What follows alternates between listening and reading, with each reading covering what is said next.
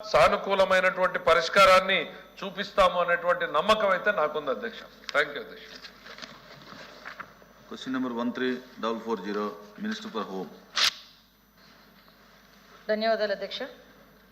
అధ్యక్ష, మొదటి ప్రశ్నకి 2019-2022 కాలంలో ఎన్సీఆర్బీ నేర నివేదిక ప్రకారం రాష్ట్రంలో 18 సంవత్సరాల కంటే తక్కువ వయసున్న మొత్తం తప్పిపోయిన బాలికల సంఖ్య 10,119 మరియు 2022 సంవత్సరాల వరకు మాత్రమే భారతదేశంలో నేరాలపై డేటాని ఎన్సీఆర్బీ విడుదల చేసింది అధ్యక్ష.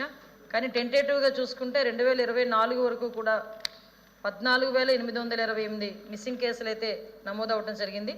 ఏపీసీఐడి అనేది తర్వాత అటువంటి కేసులు అరికట్టడానికి ప్రభుత్వం తీసుకున్న చర్యలు ఏమిటని పెట్టారు. ఏపీసీఐడి అనేది పిల్లల సమస్యలకు నోడల్ ఏజెన్సీగా ఉంది. రాష్ట్ర ప్రభుత్వం, కేంద్ర ప్రభుత్వం, గౌరవ సుప్రీంకోర్టు, గౌరవ హైకోర్టు నుండి ఆదేశాల ప్రకారం ఖచ్చితమైన అమలు కోసం రాష్ట్రంలో అన్ని పోలీస్ యూనిట్ అధికారులకు ఈ క్రింది మార్గదర్శకాలను మరియు సూచనలు జారీ చేయడమైనది.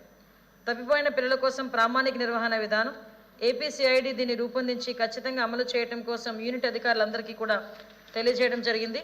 అదేవిధంగా శిశు సంక్షేమ పోలీస్ అధికారుల నియామకం కూడా 5/10/2008 తేదీ గల జీవో నెంబర్ 5 హోంశాఖ మరియు 11/12/2016 తేదీ గల GO MS number 12 home services ప్రకారం అన్ని పోలీస్ స్టేషన్లోని కూడా నియమించడం జరిగింది అధ్యక్ష.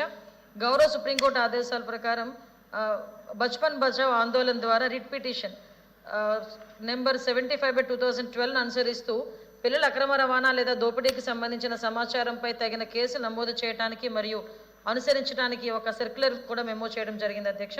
ఫిర్యాదు విభాగం ఏర్పాటు, ఆపదలో ఉన్న పిల్లలను ఆదుకునేందుకు ప్రతి పోలీస్ స్టేషన్లో ఫిర్యాదు సెల్ ఏర్పాటు చేయడం కోసం ఆదేశాలు అయితే జారీ చేయడం జరిగింది.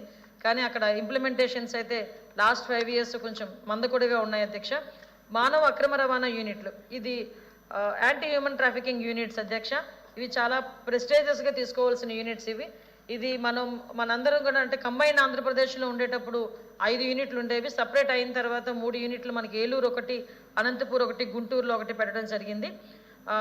25/6/2011 తేదీ గల హోమ్ సర్వీసెస్ నుంచి జీవో ఎంఎస్ నెంబర్ 165 మరియు 18/5/2020 తేదీ గల హోమ్ సర్వీసెస్లు జీవో ఎంఎస్ నెంబర్ 47 ప్రకారం ఇది వరకటి 13 జిల్లా ప్రధాన కార్యస్థానాల్లోనూ కూడా ఏర్పాటు చేయడం జరిగింది. జిల్లాల విభజన తర్వాత స్థానిక ఏర్పాట్లు చేయబడ్డాయి మరియు కొత్త ఏహెచ్డియుల కోసం ప్రతిపాదనలు 26/7/22లో ప్రభుత్వానికి పంపడం జరిగింది. యాజ్ ఆఫ్ నౌ అది ఇంప్లిమెంటేషన్ లేదు.